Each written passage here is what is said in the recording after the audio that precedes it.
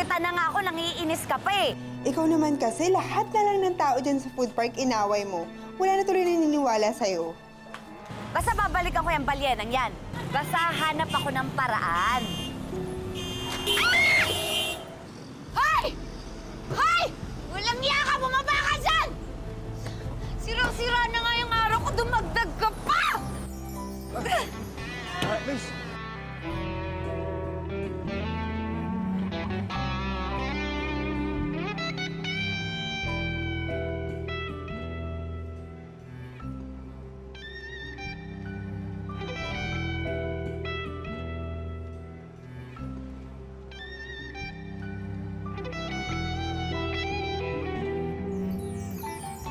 Sorry talaga, hindi ko sinasadya. Tukso ka ba?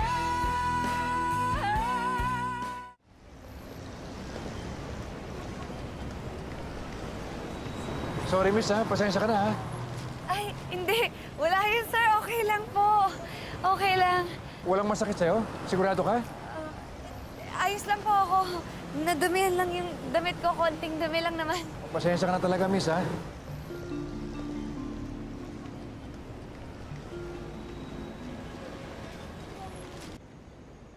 Mahadera naman pala talaga yung babae na yun eh. Mabuting at ba na siya dito. Pero naawa rin ako. Friend, huwag ka maawa. Doon siya may kasalanan. Ano ka ba? Kasi may tililing. Babaeng yun, tinawag akong balyena. Sa bagay, papunta na ako doon. Samantalang siya maganda, sexy. Ops. Pero masama ang ugali niya. Tandaan mo, masama ang ugali niya, ha? Alam mo, kahit anong ganda mo, kung panis naman ang ugali mo, wala makakatagal doon. Correct. Teka, nasa nga pala si Lando? Parating na yun. Hello, mahal. Medyo matagalan yung pag-uwi ko, ha? Nakakasidente kasi ako ng babae. Pero okay naman siya. Nakaputi ka lang yung damit, kaya sinamahan ko makabili ng bagong damit. Kawawa naman, eh. Ha? Okay. See you. Bye. Okay ka na? Hi, sir. Salamat. Salamat po sa damit, ha? Okay. Ano pa bang pwede kong itulong sa'yo? Sabihin mo lang sa akin, ha? Ay, naku, sir. Okay lang po. Ayos lang po. Binilihan niyo na ako ng damit. Ayos na yun. Sigurado ka, walang masakit sa'yo, ha? Sa katawan mo. Ito nga pala, tawagan mo lang ako kung Friend, may ano problema. nangyari sa'yo? Uy, nasaktan ka ba? Nabalian ka ba? Ano, saan masakit? Ano ka ba? Okay lang ako, friend. Relax ka lang. Okay lang talaga Ako, ipapacheck up kita. Baka nasaktan tong kaibigan ko. Kaya nga nagabot ako ng card para kung may problema, tawagan lang ako. Tsaka, miss, pag may kailangan sa ospital, Thank you po, bahala na kayo. Oo. Naku, ano ka ba? Naku, sir. Wag na po. Okay na po. Binili niyo na po ako ng damit. Sobra-sobra na po yun, sir. At saka nandito naman po yung calling card niyo kay Precious. Kung meron po akong kailangan, magpa-check up po ako, tatawag po ako sa inyo. Sure ka, ha? Opo, sir. O sige, mauna na ako, ha? Bye-bye. Bye, sir.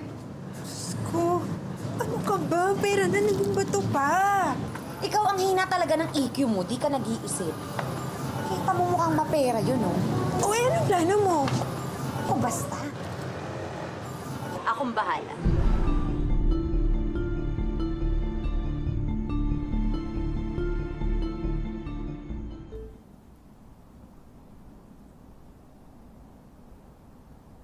Mahal. Kumusta yung nasagasaan mo? Muntik lang. Kaya lang yung babae nahulog sa putikan, eh. Naawa naman ako, sinamahan ko sa pagbili ng damit. Ikaw, kumusta naman ang negosyo mo ngayon? Okay lang, kaya lang may nakaaway ako isang babaeng talakera. Dahil yung pwesto niya, nakuha ko. Kasi hindi siya nakakabayad ng renta, kaya sa akin pinarenta ni Aling Minerva.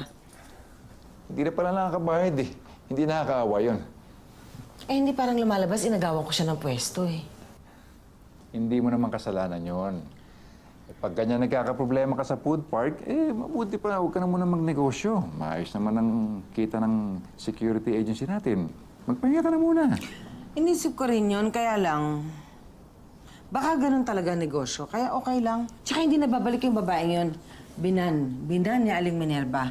Hindi na raw siya pwedeng bumalik doon. Teka na. Basta mahal, pag nahihirapan ka na, sabihin mo lang sa akin. Gagawan ko ng lahat ng paraan para maging okay ka.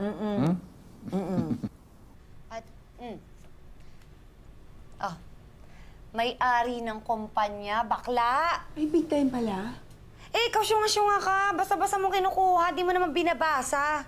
Naku, dapat galingan mo dyan, Yvette. Yung mga ganyan kayang kayayaman, papatol kaya sa level mo. O bakit? Nakakaya naman sa'yo. Ano bang level ko? Level 10 ako. Kaya humanda siya sa akin. Mahuhulog ang loob niya sa akin. Level 10, ha?